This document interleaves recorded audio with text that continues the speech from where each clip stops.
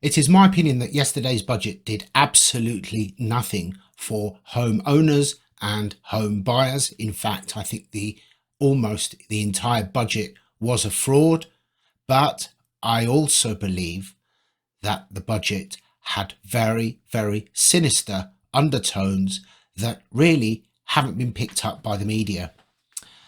First of all, with regards to corporation tax, it is going to go up. And yes, the Chancellor has now given companies the ability to claim 100% capital relief on their purchases, but they still, nevertheless, have to pay far more in tax. And believe me, it is the SMEs that will struggle the most. The large corporations have such a large team of clever accountants, the ones that actually work for you, not like the ones that you and I have access to, that corporation tax is almost optional for them. They have many different facilities available to them to evade or avoid tax, whereas it is the SMEs that are the backbone of this country, and they are the one who are being punished and handicapped at a time when business is becoming harder than ever. So I don't agree with that. And there is certainly no reason why the Chancellor could not have offered a lower rate as an incentive to companies who come here, provided they meet X, Y criteria, whatever the case may be.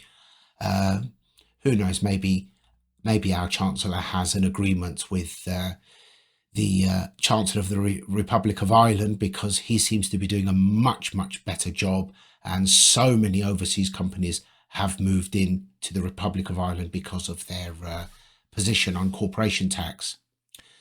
Now, one thing the Chancellor did, which seems to be a good gesture, is to actually the changes that he'd made to contributions to pensions.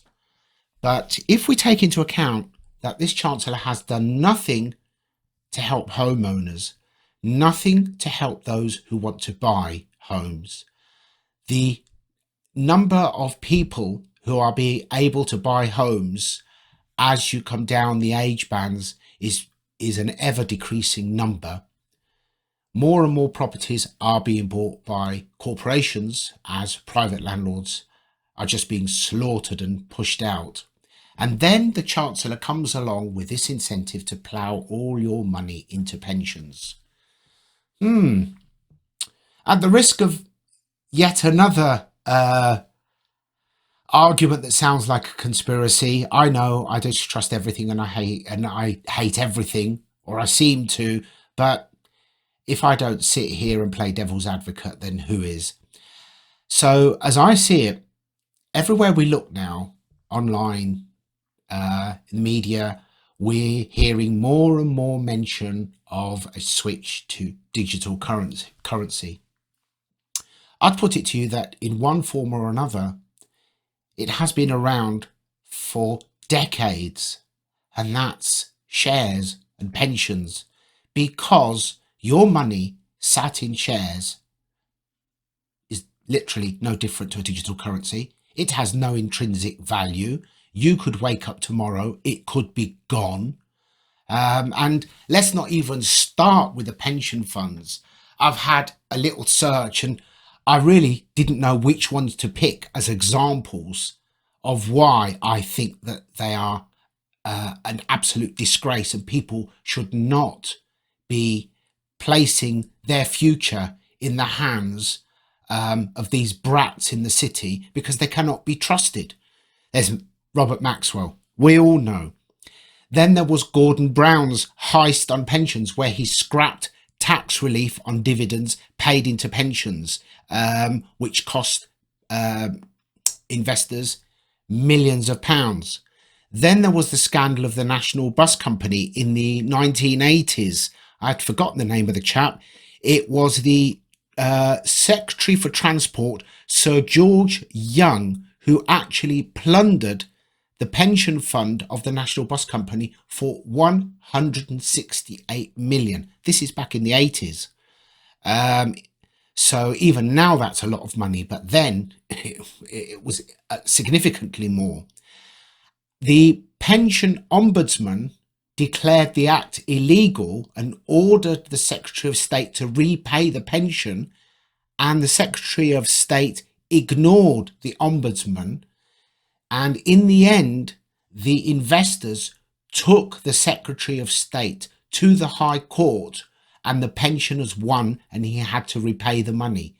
So this is a member of government, a minister, who tried to just steal 168 million from people's pensions. The list goes on and on and on. But it seems to me that the actions of this government over the last few years, and previous governments, have been trying to make it harder and harder for the average person to own something tangible, their home. But they want you to put your faith, your trust, your money in the hands of a bunch of coke sniffing spoilt brats in the city who make billions day trading with your money, and they keep the profit. But when things go wrong, they either plunder your money to recover or cover their losses, or they go handicapped to the government for a bailout, which once again is still your money. So no, I think that the Chancellor is a fraud. I think this budget is sinister. I don't know about the issue with childcare. I'm not the person to ask there. I've had one and I would never have another one. So I really don't know. So I can't comment there.